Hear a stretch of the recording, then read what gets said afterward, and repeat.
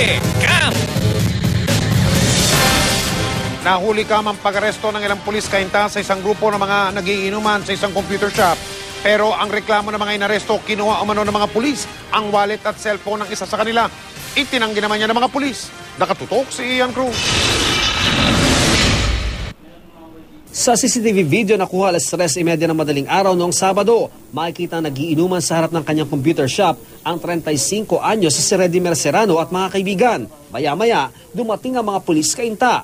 Pinaligpit muna raw mga upuan at mesa ng inuman. Ang wallet at cellphone ng isa sa mga kaibigan ni Serrano inilagay muna sa pagitan ng dalawang monitor sa loob ng computer shop. Sunod, isinama na raw si Serrano at kanyang 4 na kaibigan ng mga pulis. Ilang pulis ang pumasok sa loob ng shop, kinapkapan ng ilang parokyano, pati ang bulsa. Isang di-uniformadong pulis ang nagbulatlat daw ng wallet at kumuha rin ng cellphone. Saka mabilis na lumabas ang internet shop at sumakay ng motorsiklo.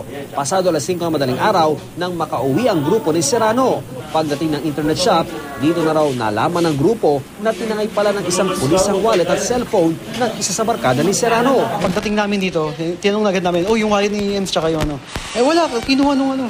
Kinuha. Ba't hindi binigay sa amin nung paglabas namin? Kaya dumulog sa Criminal Investigation and Detection Group o CIDG ang grupo ni Serrano para ipagharap ng reklamo sa ombudsman ang mga pulis kainta. Nagsadya ang GMAU sa kainta pulis, hindi namin dinata ng mga opisyal at nababanggit na pulis ang grupo ni Serrano.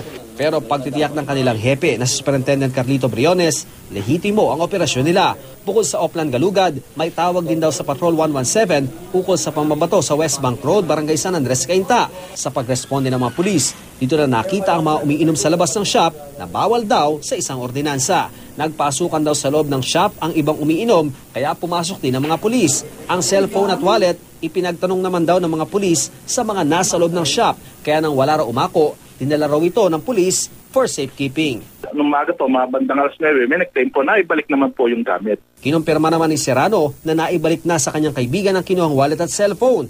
Pero itutuloy pa rin daw nila ang pagharap ng reklamo. Bagay na handa naman daw harapin ng kainta pulis. Ian Cruz, Nakatutok, 24 Oras.